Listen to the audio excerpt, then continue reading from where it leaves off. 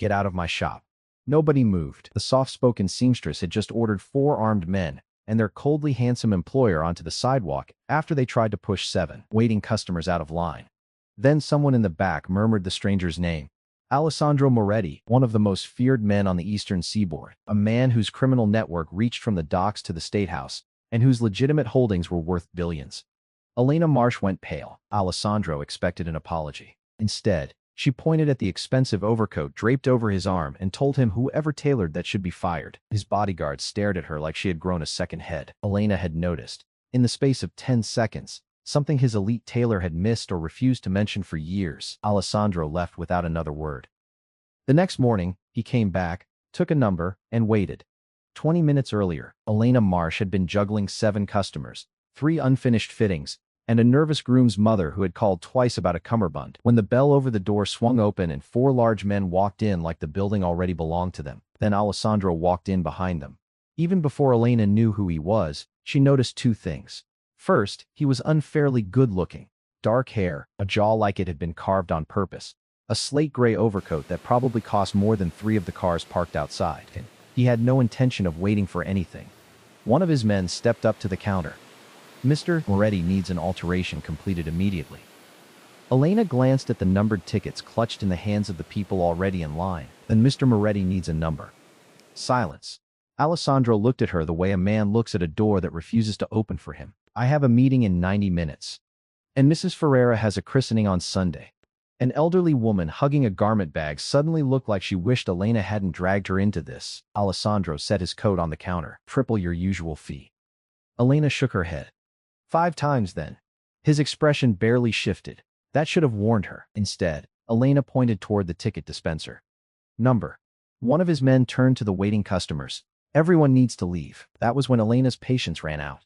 She came around the counter, planted herself between the men and her customers, and pointed at the door. "Get out of my shop." Nobody moved. Then a woman near the fitting rooms whispered, "Oh my God." Another voice, lower, from somewhere behind Elena. "That's Alessandro Moretti." The name landed differently than the first time. Elena knew it. Everyone did.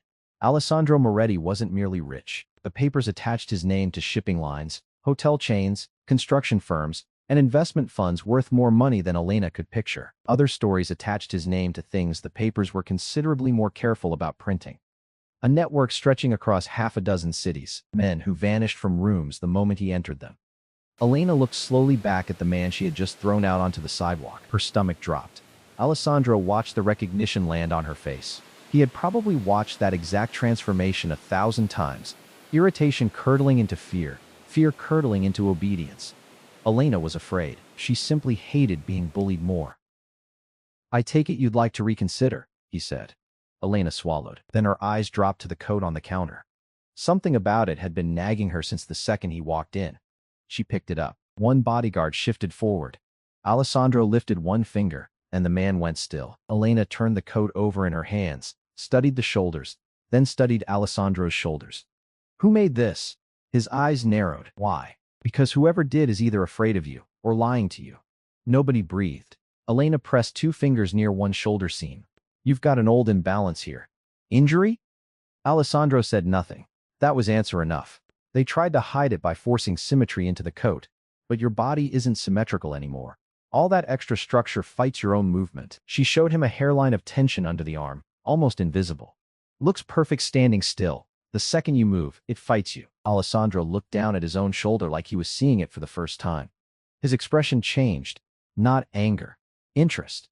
"Can you fix it?" "Yes." "When?" Elena went behind the counter and opened her appointment book, aware of 7 customers silently praying she'd give the correct answer.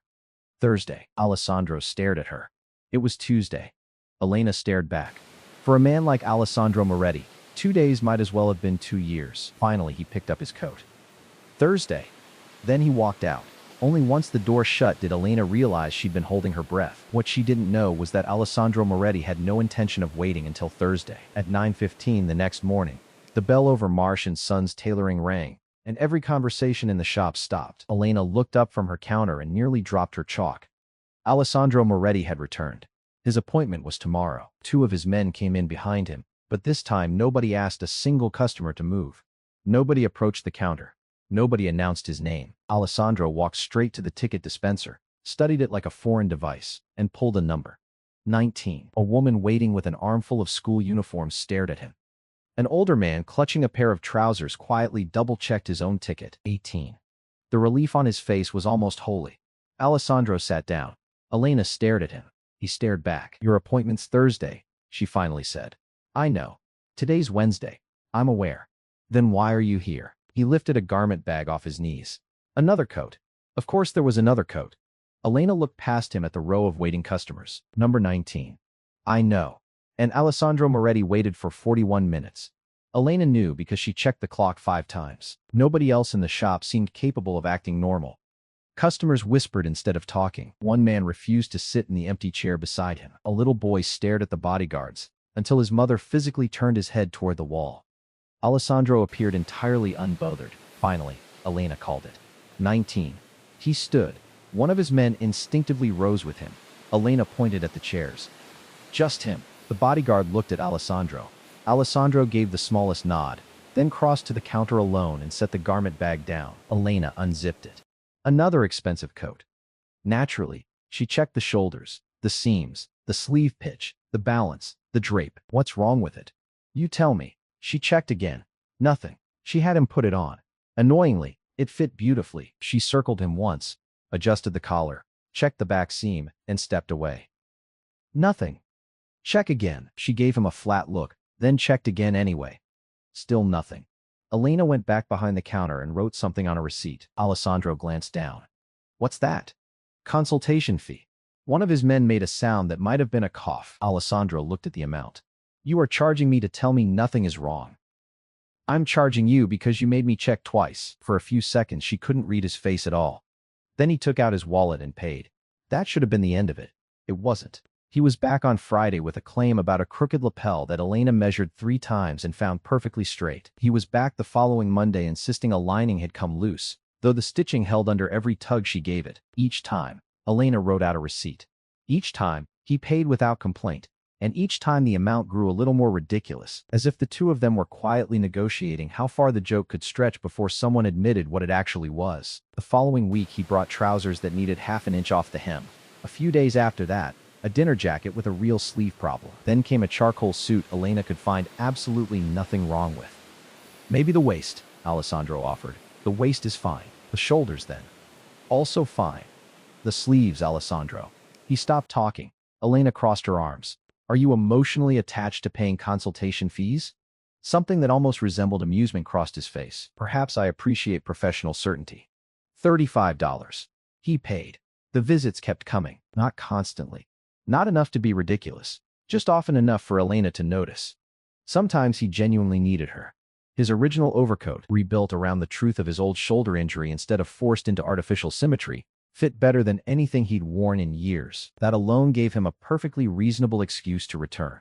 But reasonable excuses did not explain the flawlessly fitted black coat, or the trousers Elena suspected had been deliberately pinned wrong before he ever walked in. By the 4th week, even his bodyguards looked embarrassed on his behalf. One afternoon, Elena was checking a gray jacket while Alessandro stood in front of the mirror. "This button's loose," he said. She touched it. It wasn't. She looked at his reflection. He looked calmly back. She tightened it anyway. $10. He paid without argument. Something had shifted inside Marsh & Sons. Outside those doors, people rearranged entire schedules around Alessandro Moretti. Restaurant tables materialized without reservations. Meetings waited on his arrival. Powerful men answered the moment he called. Inside Elena's shop, none of it mattered. In here he was number 19.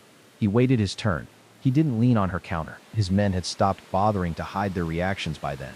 One of them, a broad-shouldered man named Marcus who usually stood by the door like a piece of furniture, had taken to studying his phone very intently whenever Alessandro handed over another perfectly fine jacket, as if refusing to be a witness to whatever this was turning into. Even the drivers waiting outside had started making bets, quietly, about how long the appointment would run, and whether their boss would come out smiling or scowling. Nobody dared ask him directly.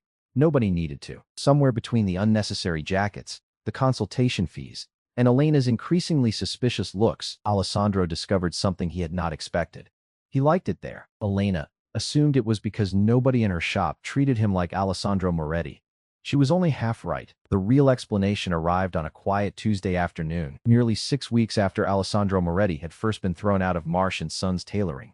Elena was checking the fit of his original overcoat. She'd rebuilt part of the internal structure, adjusted the shoulder line, changed how the fabric carried tension across his upper back. The difference was invisible to anyone else. To Alessandro, it wasn't.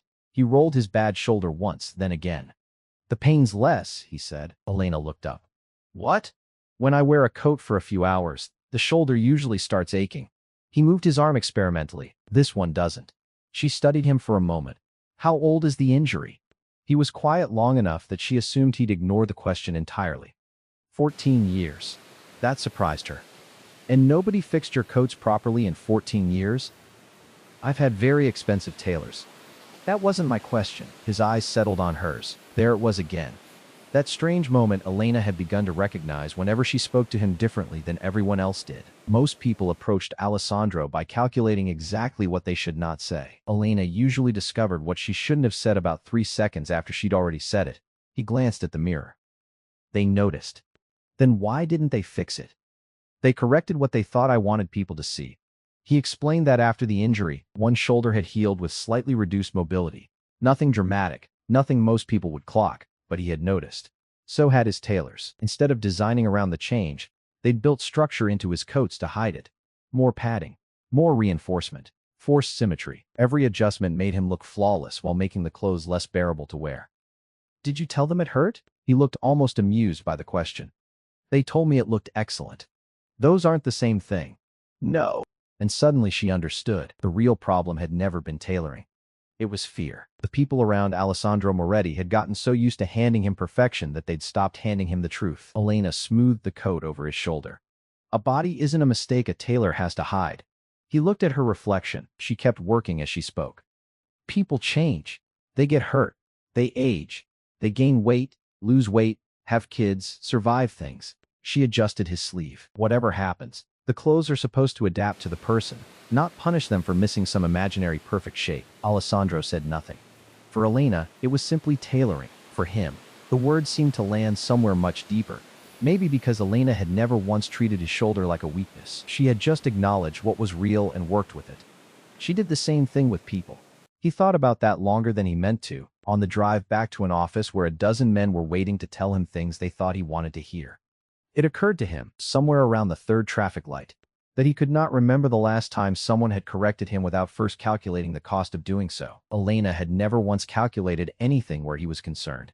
She simply said what was true and let him decide what to do with it. It was, he realized, the least comfortable thing anyone had done for him in 14 years, and somehow also the thing he wanted more of. That evening, he told Marcus to cancel his 7 o'clock. Marcus, who had worked for him long enough to know better than to ask why, simply nodded and made the call. Alessandro sat alone in his office for a long time afterward, turning a pen over in his fingers, thinking about a woman who charged him for buttons that weren't loose and somehow made him feel more like himself than a decade of rooms full of people telling him exactly what he wanted to hear. Over the following weeks, Elena started noticing things about Alessandro too. He remembered details, quietly, never for show. When Mrs. Herrera came in for another fitting, he remembered that her grandson's confirmation had been pushed back because the priest was ill. When Elena complained once that a supplier kept sending the wrong lining fabric, he remembered the exact shade 3 weeks later. And when he noticed her rubbing her eyes after skipping lunch, he didn't offer to buy her shop, hire her staff, or fix her whole life. He just looked at the untouched sandwich sitting beside her sewing machine. "You haven't eaten." "I've been busy." "So have I, and I ate." She pointed toward the waiting chairs. "Number 25. He checked his ticket. 28. Then he sat down. 3 customers later, an old man walked in carrying a battered wool coat with no appointment at all. His wife had passed recently, he explained, and the coat had belonged to her father. He wanted it mended before he gave it to his grandson. Elena knew immediately the job would run long. She also knew she couldn't rush him, so she listened. The appointment ran 26 minutes over. Alessandro waited. No impatience, no glance at his watch. No bodyguard stepping up to remind the room who he was. When Elena finally called his number, she apologized. "You waited almost 40 minutes. Alessandro stood. So did everyone else in the shop. She looked at him differently after that. Not because he'd waited, but because he'd understood why. Somewhere along the way, the man who once expected 7 strangers to be cleared out for his convenience had learned that being important didn't make everyone else's time smaller. And somewhere along the way, Elena had stopped feeling relieved when Alessandro walked out of her shop. Now she noticed when he hadn't walked in. Neither of them said anything about that. Not yet. Instead, they kept trading the same small currency they always had. A jacket that didn't need fixing, a fee that didn't need paying, a silence that had started to feel less like distance and more like the comfortable kind two people share when they've stopped performing for each other. Alessandro first met Nathan Cole on a Thursday afternoon. Met was generous. Nathan walked into Marsh and Sons carrying 2 coffees, smiled at Elena, and Alessandro immediately disliked the entire situation. "You're late," Elena said. By 3 minutes. Nathan handed her one of the cups. Vanilla oat latte, extra shot. Consider it a formal apology. She took it without checking the label. That was the first problem. She already knew what he'd brought.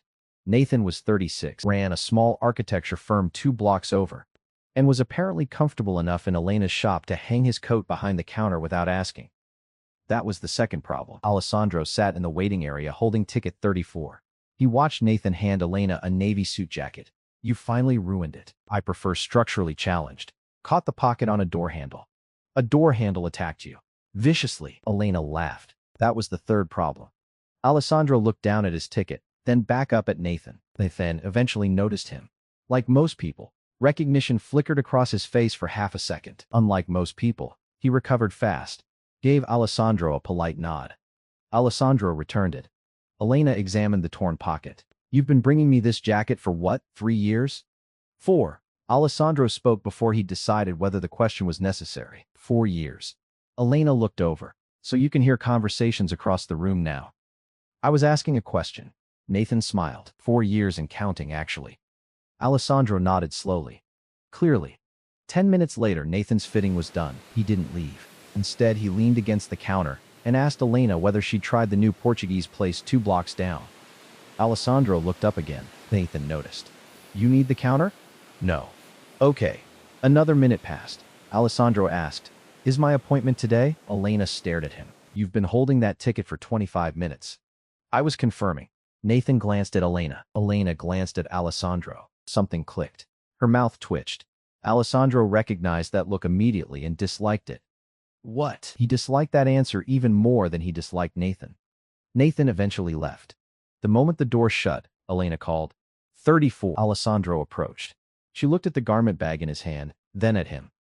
"How long has Nathan been a customer?" His face stayed perfectly neutral. "I believe I already answered that." "Why did you ask if I've been hearing conversations across the room?" "Conversation. You don't make conversation." "Perhaps I'm developing socially." Elena almost smiled. 4 years, and he brings you coffee. She folded her arms. "Alessandro Moretti, are you jealous?" "No." The answer came too fast. Elena smiled fully now. Alessandro set his jacket on the counter. "The sleeve feels uneven." She didn't even glance at it. "You're jealous." "I'm here about a jacket." "Of course you are." A few days later, Alessandro returned carrying coffee. Not 1 cup, 2. Elena stared at them, then at him. "What's this?" I recognized the concept. He set 1 cup beside her. The logo belonged to an exclusive cafe across town, the kind where reservations were apparently required for breakfast. Elena looked at the receipt taped to the cup, then slowly back at Alessandro. "Are you competing with Nathan's $6 latte?" "No. This one cost $14. He removed his coat. "I'm winning." Elena laughed. Not the polite laugh she gave customers, a real one. Sudden and warm enough that she had to set the cup down. Alessandro went completely still. For all the power he held, he had spent most of his adult life watching people calibrate their reactions around him. Fear dressed up as respect, argument dressed up as loyalty, flattery dressed up as affection. Elena's laughter carried none of that. She simply found him ridiculous, and somehow he liked that more than he should have. Elena took a sip. "It's very good, but Nathan still knows my order." Alessandro's eyes narrowed slightly. She laughed again. That was the moment Elena became certain. Alessandro Moretti was jealous. And that was the moment he began to understand the deeply inconvenient truth about jealousy. He could negotiate billion-dollar deals. He could make powerful men wait outside his own office door. He could steer entire industries across whole cities. But he could not order Elena Marsh to prefer his coffee, or to prefer him. For maybe the first time in his life, wanting something gave him no authority whatsoever over whether he'd get it. The invitation arrived because of 3 gowns. Months earlier, Elena had restored a private client's collection of vintage evening dresses. 3 of them were later chosen for a charity textile exhibition sponsored by several major companies, one of them connected to Alessandro's hotel division. When he mentioned the event, Elena shook her head immediately. "I'm not going as your date. I didn't ask you as my date." "Good." A pause. "I was going to." "Then it's still no." Alessandro almost smiled. Instead, he handed her the invitation. "Your restoration work is being exhibited. You should be there because your name belongs beside it." That was why Elena went. Not on Alessandro's arm, not in Alessandro's car, not as anyone's plus one. She attended as Elena Marsh, owner of Marsh & Sons Tailoring. For the first hour, that distinction seemed to hold. People asked about the restored gowns. Elena explained how she'd preserved the original seams, rebuilt the damaged beadwork, and why restoration meant knowing exactly when not to make something look new. Then Vivian Sinclair appeared. She was elegant in the effortless way that usually took enormous effort. Vivian had spent years advising luxury brands connected to Alessandro's legitimate empire on image and positioning. She greeted him warmly, then turned to Elena with a smile that didn't move past her mouth. "So this is Alessandro's little seamstress." Elena smiled politely. "Elena Marsh." "Of course. I've heard so much about you." The phrase sounded like a compliment. Something underneath it wasn't. A few minutes later, Vivian introduced Elena to another guest. "This is Alessandro Moretti's little seamstress. Apparently she's been performing miracles with his suits." Elena corrected her again. "I own Marsh & Sons." Yes, naturally. Elena had met plenty of people like Vivian before, the kind who could compliment a stranger's shoes and make it sound like an appraisal of their entire worth. What made it worse here was the audience.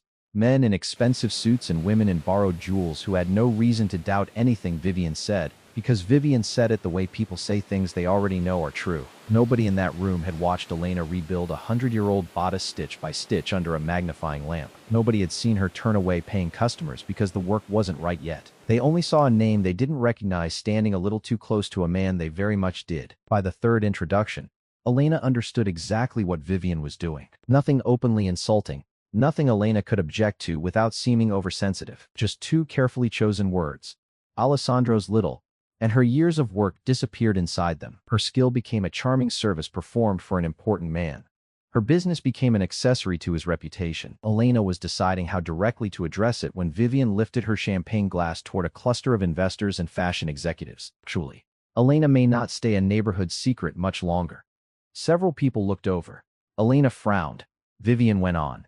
"There have been discussions about folding Marsh & Sons into a luxury division under the Moretti portfolio." She smiled, expanding the idea. Better location, proper capital, branding, perhaps several boutiques. People immediately began congratulating Elena. "How exciting. What an opportunity. You must be thrilled." A woman touched her arm. "You're very fortunate. Alessandro clearly takes care of people he values." That was the moment the humiliation became complete. Elena looked across the group. Alessandro was no longer expressionless. His attention had fixed on Vivian with a stillness Elena had learned to recognize. But Elena spoke first. "Did you authorize this?"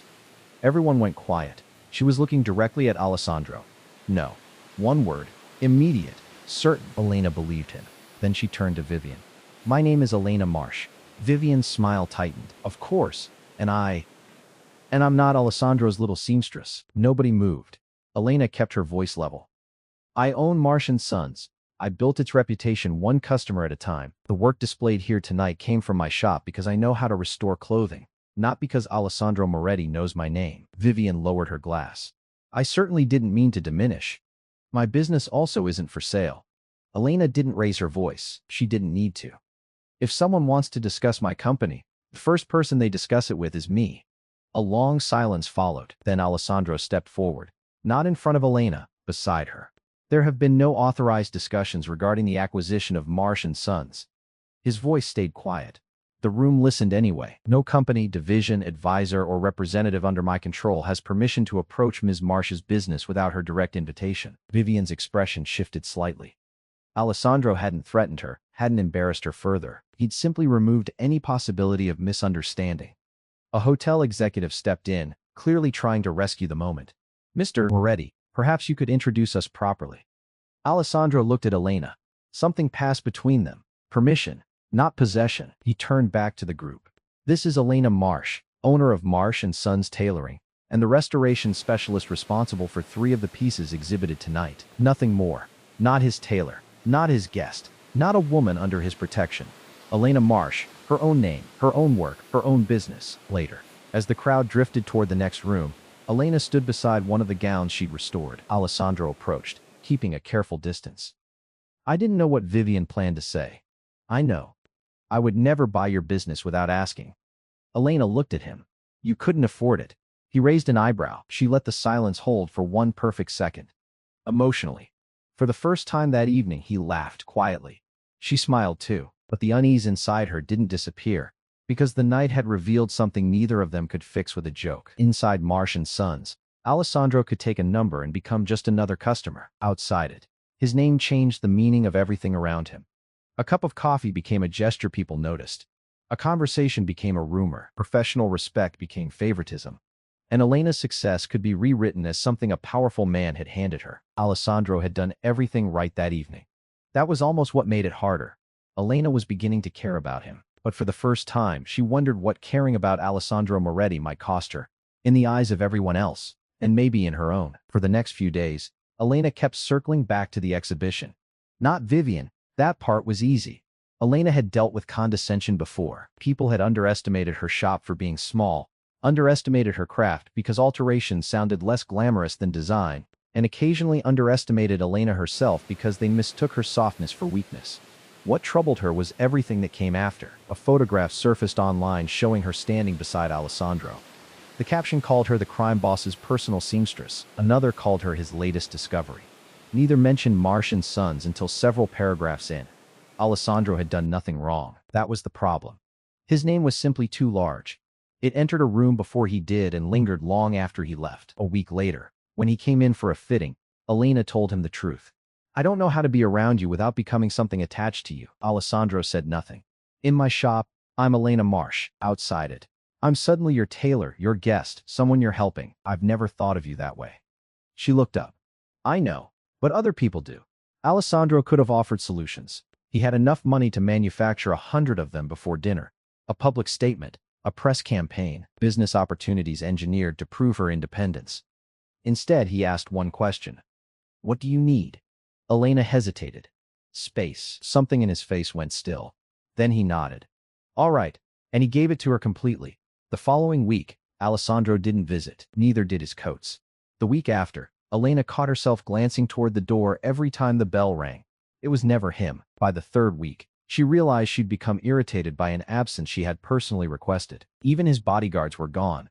No dark coats in the waiting area, no numbered ticket held between expensive fingers, no absurd garment bag hiding a perfectly healthy jacket with an imaginary problem. The shop felt normal again. Elena had wanted normal. Apparently normal had turned strangely quiet.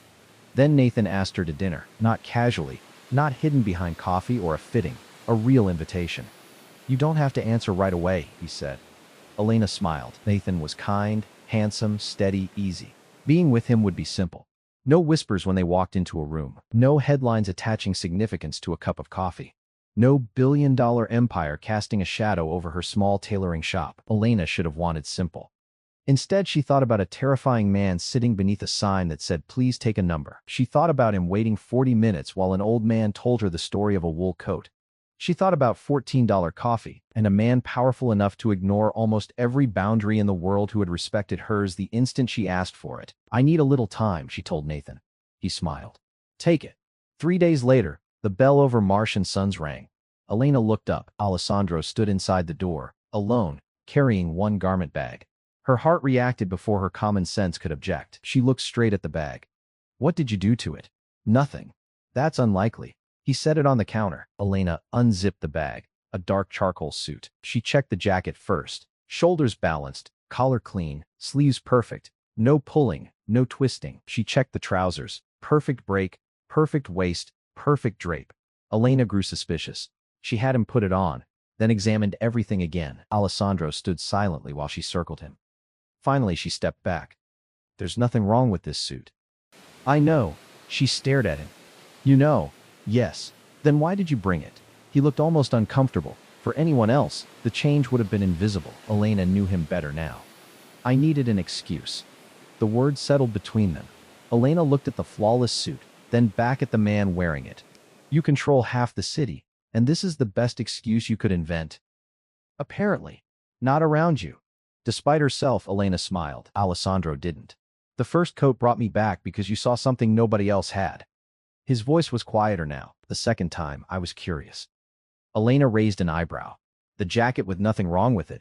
That one. And after that? After that, most of the clothes were excuses. Elena had suspected it. Hearing him admit it felt entirely different. You deliberately brought me a loose button. Possibly it wasn't loose. I became aware of that. I charged you $10, I remember. Elena almost laughed. Then his expression changed. I wanted to see you. The humor drained out of the room. Not awkwardly, honestly. I like being here, he said. At first I thought it was because nobody treated me differently. His eyes held hers. Then I realized it was because you didn't. Elena said nothing.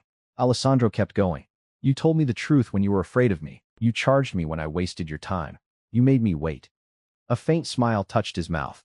And somehow I kept finding reasons to come back. Elena looked at him for a long moment. Why didn't you just ask me to dinner? Alessandro Moretti, a man who negotiated with people who feared disappointing him, had no immediate answer. Then he gave her the only honest one. Because I wasn't certain you'd say yes. There it was. Not power, not confidence, not command. Uncertainty.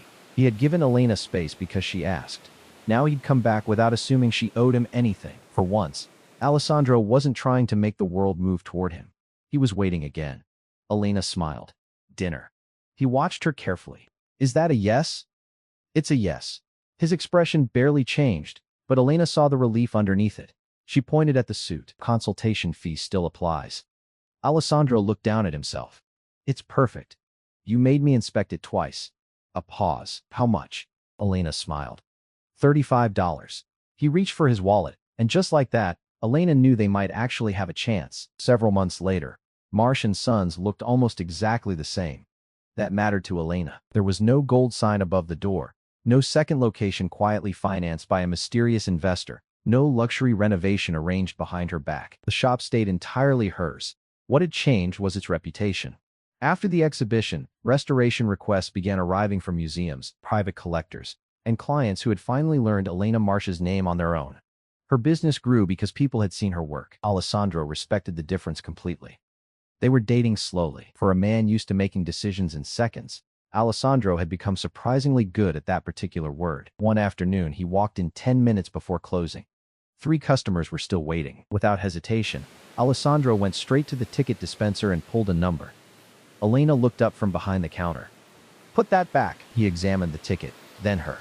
Why? You don't need a number today. His expression turned immediately suspicious. Elena almost laughed. Months earlier, this man had considered waiting an inconvenience. Now, preferential treatment made him nervous. The shop closes in 10 minutes, she explained. And you're taking me to dinner. He looked at the ticket again. That's different. Very. He returned it carefully to the little box. The bell rang behind him. Nathan Cole walked in carrying a garment bag in one hand and a coffee in the other. I just need my jacket. Elena pointed toward the finished orders. Already packed. Nathan handed her the coffee. Vanilla oat, extra shot. Alessandro looked at the cup. Elena saw it coming. Don't. I said nothing. You were about to.